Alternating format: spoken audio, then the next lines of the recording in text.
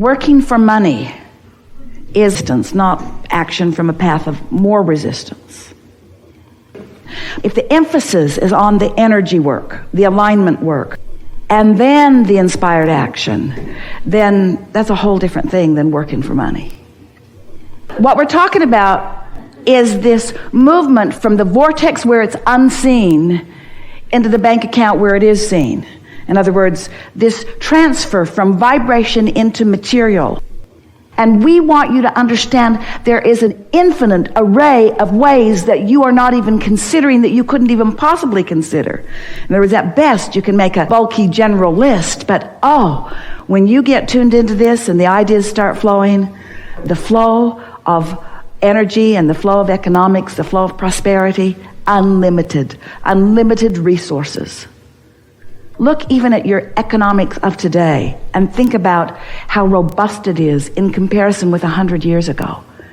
And 100 years ago, no one could have conceived of the avenues through which the abundance flows, or the height to which the abundance has swollen, or the degree to which the abundance affects the details of your life experience, you see. So let's not make a puny little list. Let's just call it unlimited and open ourselves to the ideas that are ripe for the plucking now. I'm going to accept the unlimitedness of it. I'm going to accept the ripeness of ideas that I'm about to receive. It's hard for a doer, isn't it? It's hard for somebody who's used to just getting in and doing it. And it's annoying when you do and others don't do. But those who are really doing aren't doing. Those that are really receiving have got this vibrational flow going. Now just answer this as you believe it to be. There's only a slight trap here for you. But answer this as you believe it to be. Do you believe that currently your prosperity, and we're talking about financial prosperity, do you believe right now that your financial prosperity is tied to your action?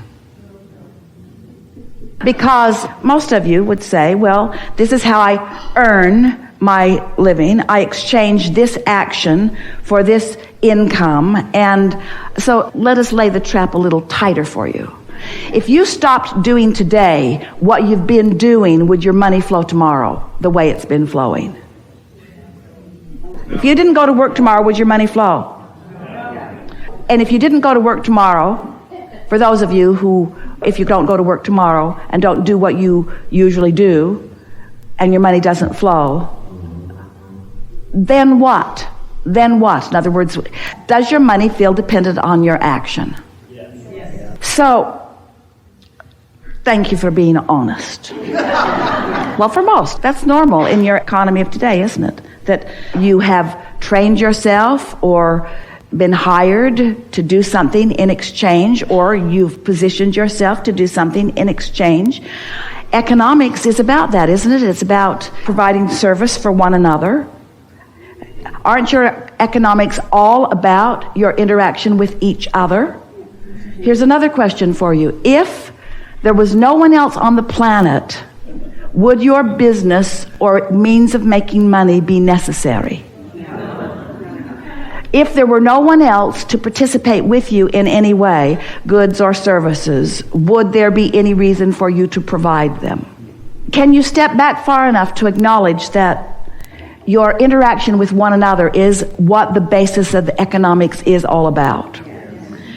Can you step far enough back to acknowledge that economy rests on, rides on, depends on, at the basis of is serving one another in some way? Do you believe that the ways to serve one another have all been figured out?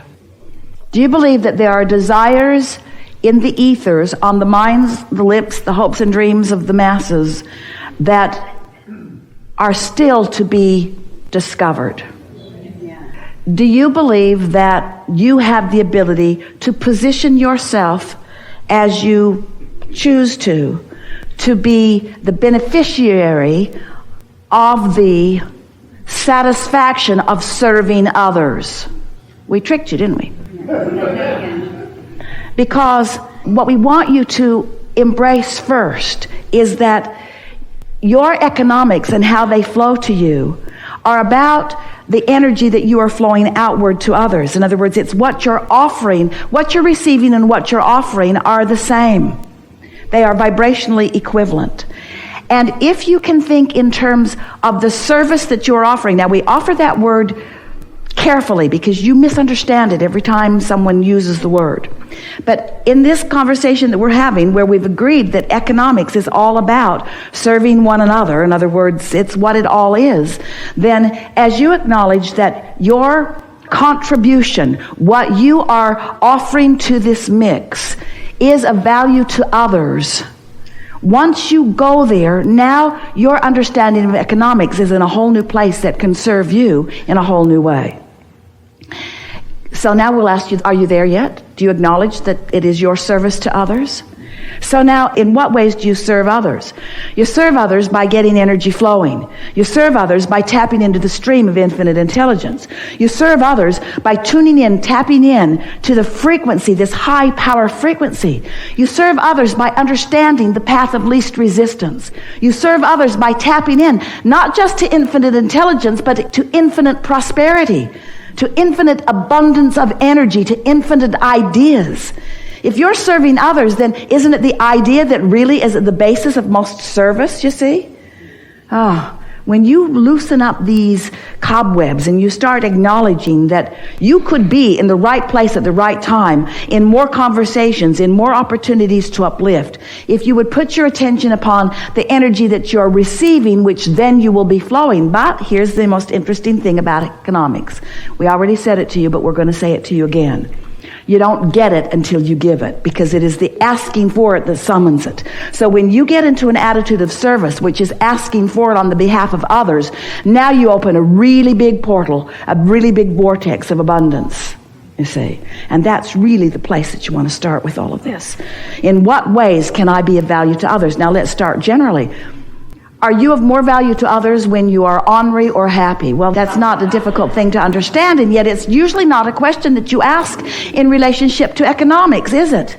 Because you're thinking in terms of your action, not in terms of your attitude. But your attitude, your mood, your vibration is everything in terms of what you receive and in terms of what you give, you see. So if you're thinking in terms of being the portal through which all of this flows, do you acknowledge that the world is out there asking?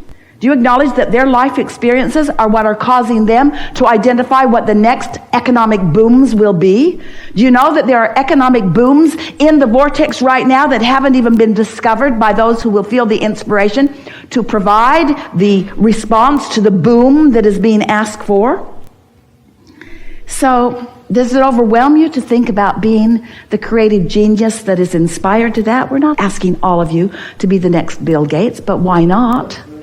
We're not asking you to be the next innovator of the next big invention, but why not? But what we are asking you to do is acknowledge that there is infinite energy flowing, and enough abundance will flow to serve you in the way that you are wanting to be served once you get into this flow of economics. It's all about energy, you see.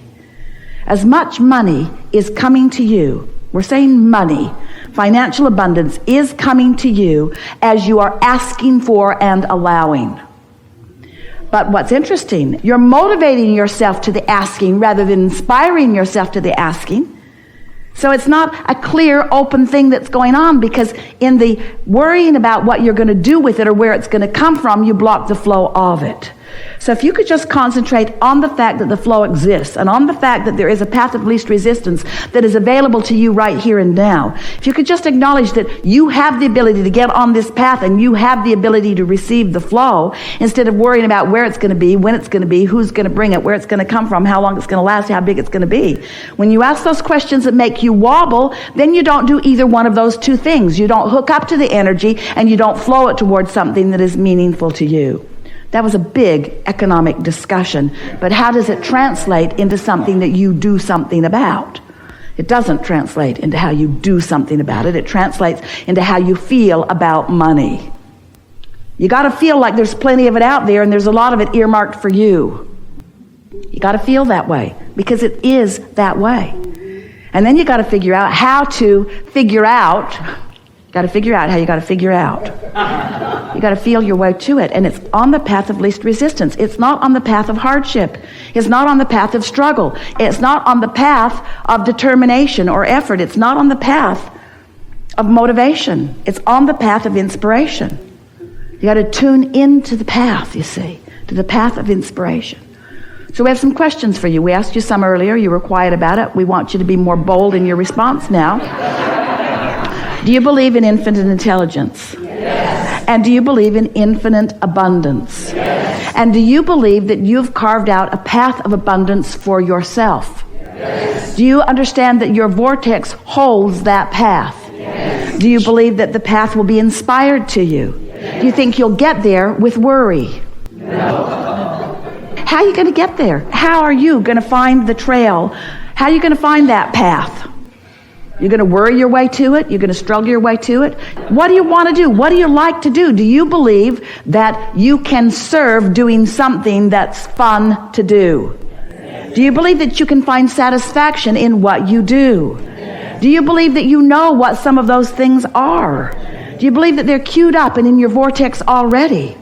Do you believe that there's a path already laid out for you that you're just reaching for the inspiration to? Yes. Yeah. Yeah. So how do you find that path? This is the question of all questions. How do you find the path?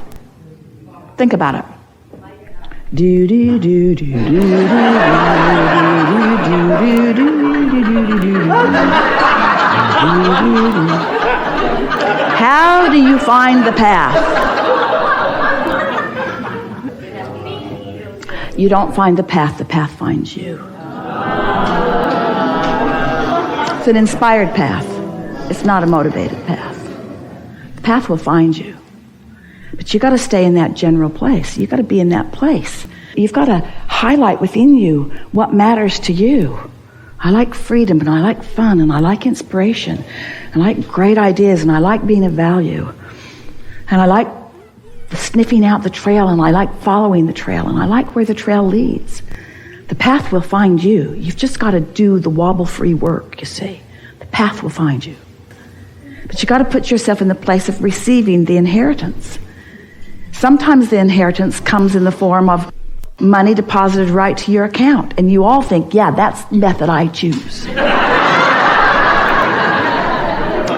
But sometimes it comes in the form of an idea. Sometimes it comes in the form of a collective experience with others. And depending upon who you are and what you want, it will satisfy all of those things, you see. And so when we said the path will find you, the path has already found you. It's just an eternally unfolding path. It will continue to surprise and delight you, you see. You just got to decide that you want to feel good and that you want to have fun, and what matters to you is this. That's the abundance that is yours. That's the inheritance that's there for you. And the question is, are you ready? Are you ready? Do you really love yourself? Have you practiced that? How much do you love life? Because that's what opens to you. You see, yeah.